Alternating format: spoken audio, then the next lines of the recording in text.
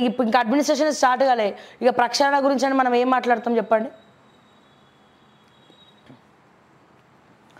Show ప్రారంభానికి ముందు తప్పనిసరి సినీ నటులతో ఇకపై షార్ట్ వీడియోలు. ఫిలిం ఇండస్ట్రీకి సైతం సామాజిక బాధ్యత, కోఆపరేట్ చేస్తే అనుమతుల్లో సహకారం. రివ్యూ మీటింగ్లో సీఎం రేవంత్. రైతు భరోసాకు కేబినెట్ సబ్ కమిటీ, చైర్మన్గా డిప్యూటీ సీఎం బట్టి, సభ్యులుగా 3 మంత్రులు. నివేదిక అనంతరం ప్రభుత్వం నిర్ణయం.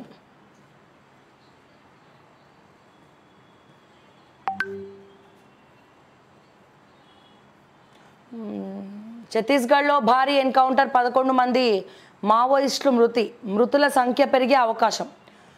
రేపటి నుంచి వెబ్సైట్లో కొత్త మార్కెట్ వాల్యూ.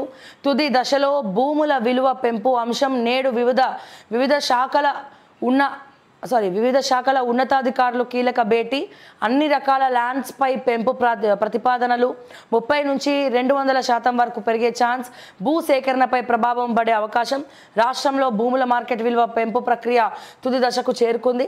నేడు వివిధ శాఖల ఉన్నతాధికారులకు భేటీ కానున్నారు. అన్ని పెరిగిన ధరలను రేపటి నుంచే వెబ్సైట్లో అందుబాటులోకి తెచ్చే ఛాన్స్ ఉంది. సో రైతు రుణమాఫీకి పైసలు రెడీ. 15 ఆగస్టు నాటికి మరో 9,000 కోట్ల రుణం. ఈ నెలాఖరు నుంచే రైతుల ఖాతాలో జమ చేసే ప్లాన్.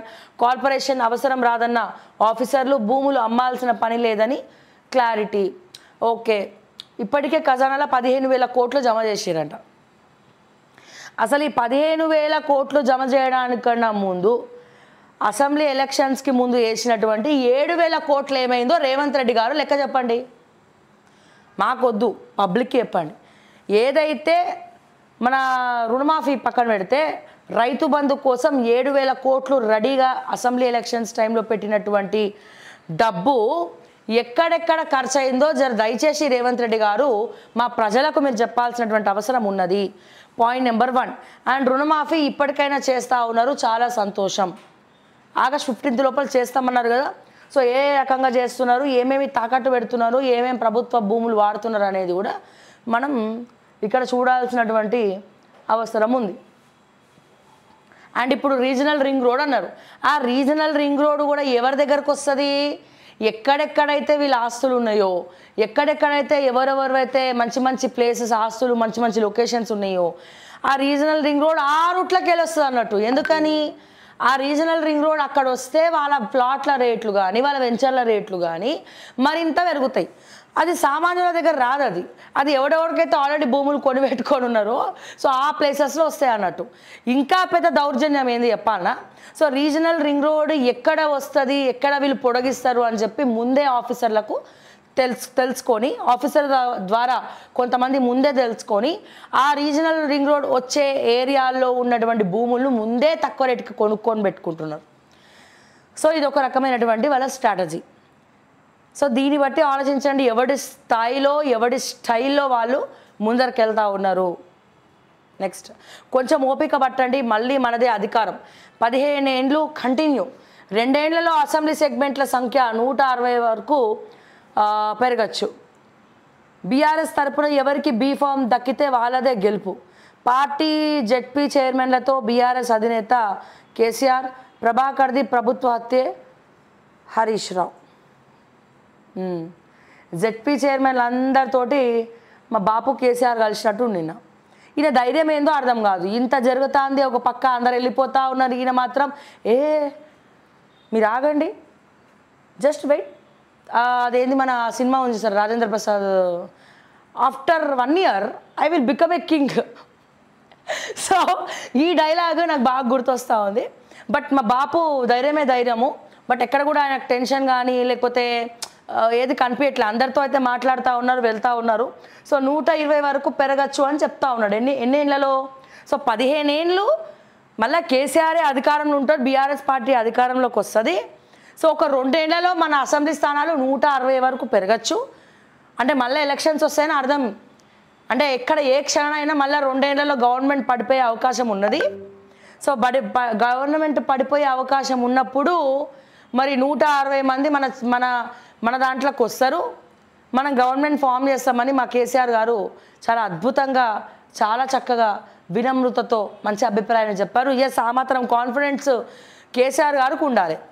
సో ఆల్రెడీ ఈయన మాటి మాటికి ప్రభుత్వం పడిపోతుంది అన్నందుకే రేవంత్ రెడ్డి గారు మరి బీఆర్ఎస్ నుండి వీళ్ళందరినీ తీసుకుంటున్నామని చెప్తా ఉన్నారు. ఎవరందరినీ, ఎవరైతే ఎమ్మెల్యేలు ఉన్నారో వాళ్ళందరినీ తీసుకుంటున్నామని చెప్తా ఉన్నారు. ఇక మళ్ళా జెడ్పీ చైర్మన్ అందరితోటి మీటింగ్ పెట్టినటువంటి కేసీఆర్ గారు మరి జెడ్పీ చైర్మన్లు ఎవరెవరితో అయితే మీటింగ్ పెడుతుర్రో వాళ్ళందరూ వెళ్ళిపోతురు కదా కాంగ్రెస్లకి. మరి ఇప్పుడు జెడ్పీ చైర్మన్లో మీరు వెళ్ళకుండా కాపాడుకునేందుకు సమీక్ష పెట్టిర్రు, వాళ్ళకి భోజనాలు పెట్టిర్రు, వాళ్ళకి కడుపు నింపిండ్రు. సో వాళ్ళతోటి మంచిగా మాట్లాడినరు, మాటలు చేర్పులు అన్న అయినే.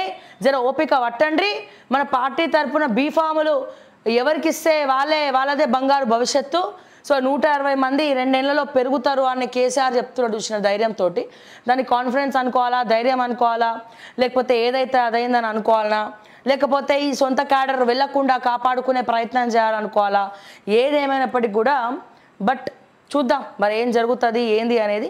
ఈ 2 ఏళ్ళు 3 ఏళ్ళు నేను నమ్మను, కానీ 5 ఏళ్ల తర్వాత వీళ్ళు గనక అంటే బీఆర్ఎస్ పార్టీ గనక ప్రతిపక్ష పాత్రను చాలా బలంగా పోషిస్తూ క్యాడర్ని కాపాడుకుంటూ సో కొత్త వ్యక్తులను, పాత వ్యక్తులను కాదు, కొత్త వ్యక్తులను తెరపైకి తీసుకొచ్చు మంచి యాక్టివ్ పర్సన్స్ని బీఆర్ఎస్ పార్టీ తరఫున తీసుకొని వాళ్ళకి మంచి సముచితమైనటువంటి స్థానాలు బాధ్యతలు అప్పచెప్తే, కొత్త వ్యక్తులకు అప్పచెప్తే కనుక సో ఖచ్చితంగా నో డౌట్ ఆఫ్ కోర్స్ తెలంగాణలో ఎప్పటికైనా నేషనల్ పార్టీస్ కన్నా కూడా ప్రాంతీయ పార్టీలకు అవకాశం ఉంది.